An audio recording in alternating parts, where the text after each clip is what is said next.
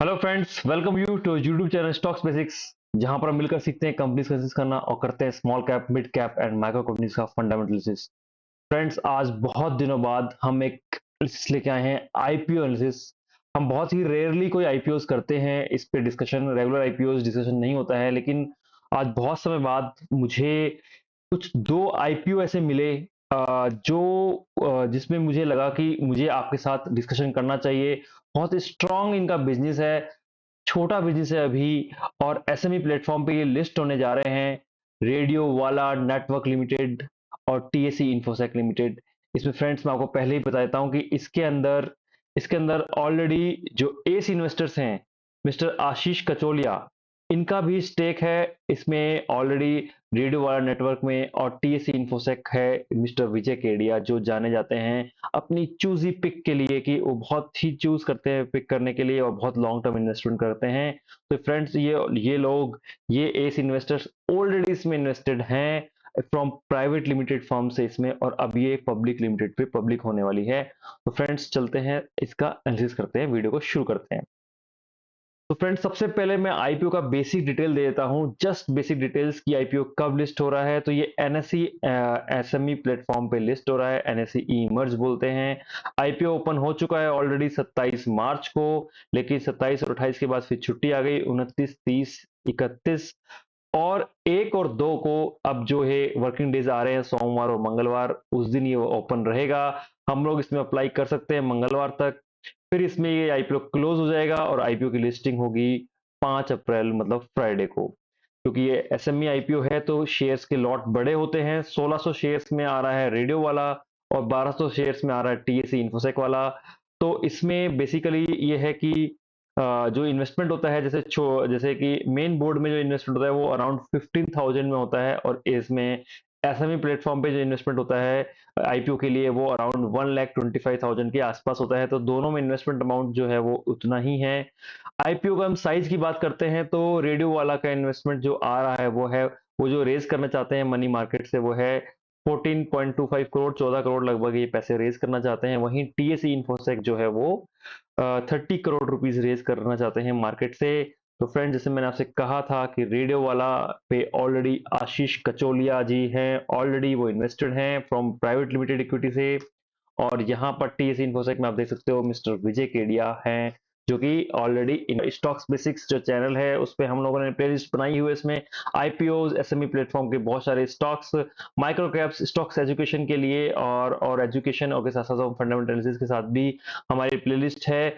IPOs हमने last IPO हमने INOX India का किया था दिसंबर के महीने में। और फ्रेंड्स, मैं आपको बता देता हूँ, दिसंबर के महीने में आईपीओ आया था। इसकी इशू प्राइस जो थे वो था 600 के अराउंड, और ये लिस्ट हुआ था 939 पे। ऑलरेडी 50% पे इसने गेन दिया था, लिस्टिंग गेन। लेकिन लिस्टिंग गेन के बाद भी ये आप देख सकते हैं 939 से ये आज जो है अपना ऑलमोस्ट 1300 के आसपास का हाई बना के 1200 के से ऊपर 1222 पे ये अभी ट्रेड कर रहा है। ऑलमोस्ट ये भी 50% ये 3 महीने में, 4 महीने में ये ऑलरेडी दे चुका है, और ये कंपनी भी स्ट्रांग है काफी। तो ऐसे हमने बहुत ही चूज करते हुए आईपीओ लाते हैं। अभी जो रेडियो वाला और टैक्स सिक्योरिटी को लाए हैं, हम आपको बताना चाहते हैं ऐसा क्यों है कि हम इसका आईपीओ लेके आए। तो पहले हम डिस्कस करते हैं, वन बाय वन डिस्कशन करेंगे। पहला है रेडियो वाला। रेडियो वाला बेसिकली क्या है, इनका नाम जैसा है रेडियो वाला। तो बेसिकली क्या है कि इन लोगों का एक बड़ा यूनिक बिजनेस है। कभी हमको लगेगा कि ये भी कोई बिजनेस है। बिजनेस क्या है इनका, कि हम जाते हैं स्टोर्स में, मॉल्स में, उसमें स्टोर्स होते हैं, म्यूजिक बजता रहता है ऑलरेडी उसमें म्यूजिक। वो जो म्यूजिक है वो बेसिकली, ये कंपनी को पढ़ के मेरे को समझ में आया कि वो म्यूजिक बेसिकली स्टोर वाला नहीं बजा रहा होता है। वो म्यूजिक जो है वो कोई सेंट्रलाइज्ड एक फॉर्म है जो कि डिसाइड करती है ऑल ओवर इंडिया या ऑल ओवर वर्ल्ड। उनके जो टारगेट कस्टमर्स है उसके बेस पे वो म्यूजिक को डिसाइड करते हैं और वो म्यूजिक वहां से प्ले करते हैं।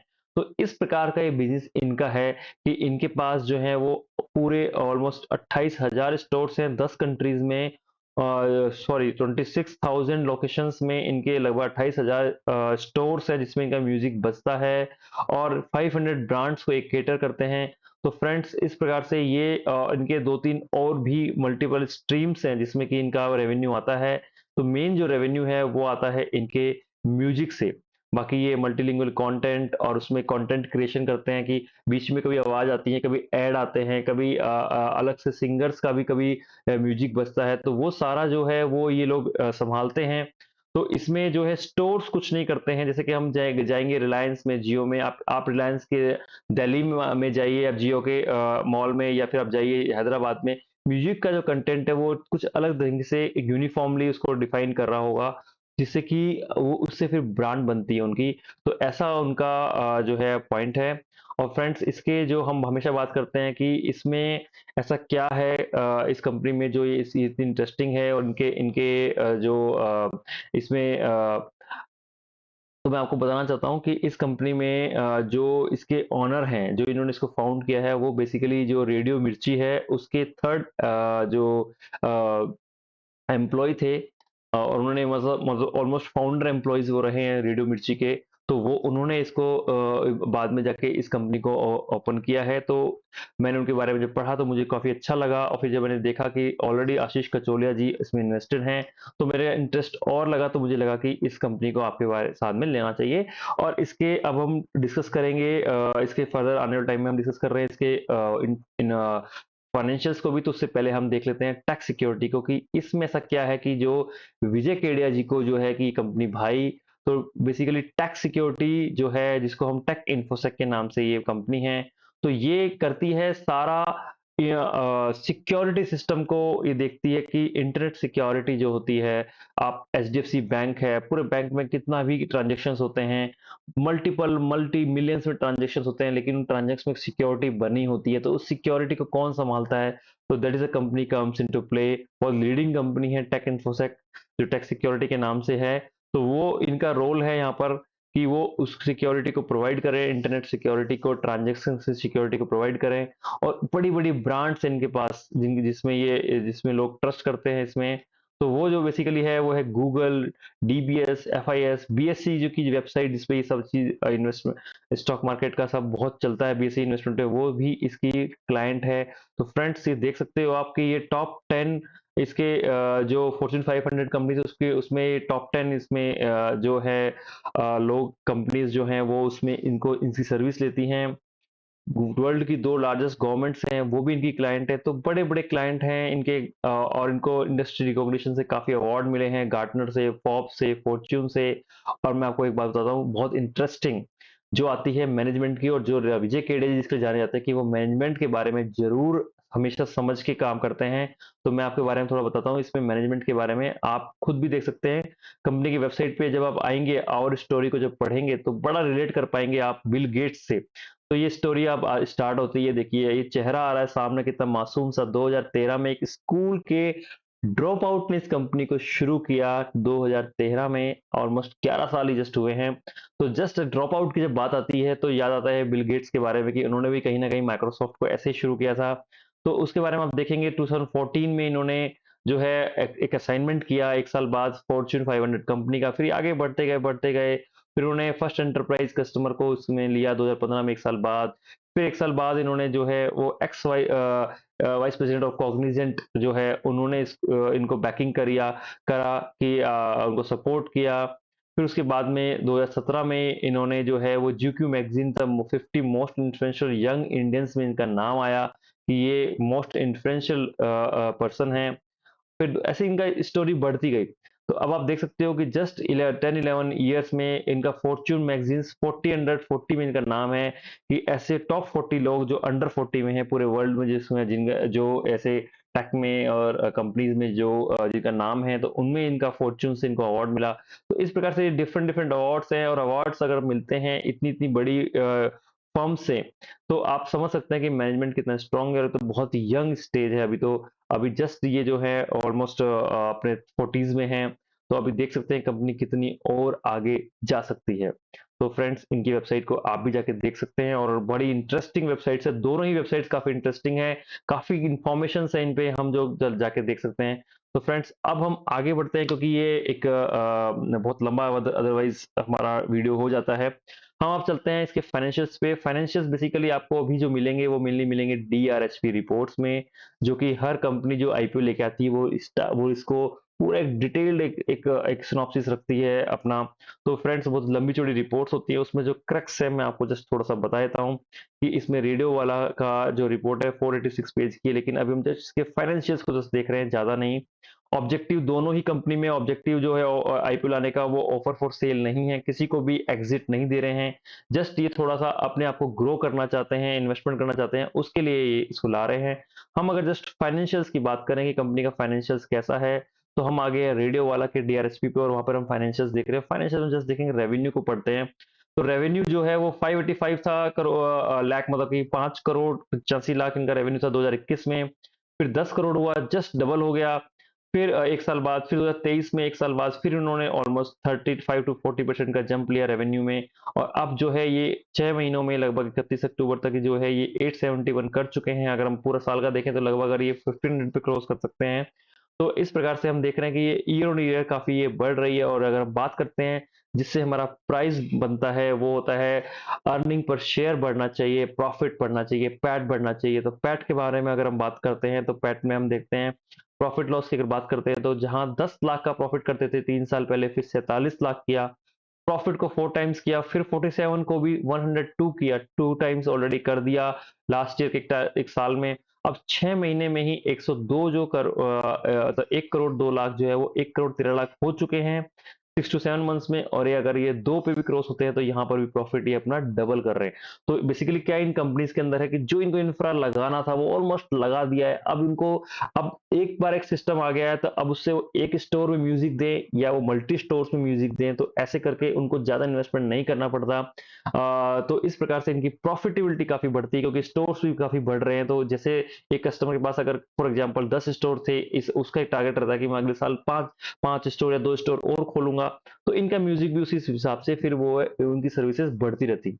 तो फ्रेंड्स हम देख सकते हैं कि अब जो इनका प्रॉफिट है वो काफी स्पीडली बढ़ रहा है और एज कम्पेयर टू रेवेन्यू। तो इस प्रकार से ये कंपनी मुझे थोड़ा सा फैसिनेट किया कि कंपनी भी अच्छी है, अच्छे इन्वेस्टर्स हैं इसके अंदर, अच्छा प्रॉफिट भी कर रही है, का ज्यादा इन्वेस्टमेंट नहीं है और प्रॉफिट अच्छा कर रही है। तो इस प्रकार से तो मुझे लगा कि कंपनी को मेरे को लाना चाहिए आपके सामने, तो इसलिए मैं कंपनी को लेके आया। अब मैं चलता हूँ नेक्स्ट डीआरएचपी, वो है टेक इन्फोसेक का। टेक इन्फोसेक लिमिटेड जो है उसकी डीआरएचपी के रिपोर्ट में अगेन जो है कोई ऑफर फॉर सेल नहीं है। जस्ट हम बात करेंगे एकदम डायरेक्टली, हम बात करेंगे फाइनेंशियल इंफॉर्मेशन की। तो हम आ गए हैं फाइनेंशियल इंफॉर्मेशन पे। तो फ्रेंड्स अगेन इनकी जो यहाँ पर स्टेटमेंट है, हम रेवेन्यूज पे आते हैं। रेवेन्यूज 5 करोड़ का रेवेन्यू करते थे 2021 में, फिर 2022 में भी 5 करोड़ था। कोई चेंज ओवर नहीं आया, कोई बात नहीं। फिर अगले अगले साल 2023 में जो उन्होंने जो क्लोजिंग करी वो 10 करोड़ किया। जो 5 करोड़ था उसको जस्ट 10 करोड़ उसको कर दिया एकदम। तो 10 करोड़ का इसमें डबल हुआ उनका रेवेन्यू। और आज जो है फिर अगेन, लेकिन ये पांच आधे साल में ये 5 करोड़ किया है, तो हो सकता है कि पूरे साल में करते हैं तो ये 10 करोड़ या 11 करोड़ ही करेंगे। तो रेवेन्यू में मुझे इंक्रीज नहीं दिख रहा है, लेकिन अगेन सेम चीज मेरे को जो उसमें लगी थी वही इसमें लग रही है। तो यहाँ पे आप इनका पैट देखिए, यहाँ पर ईपीएस देखिए।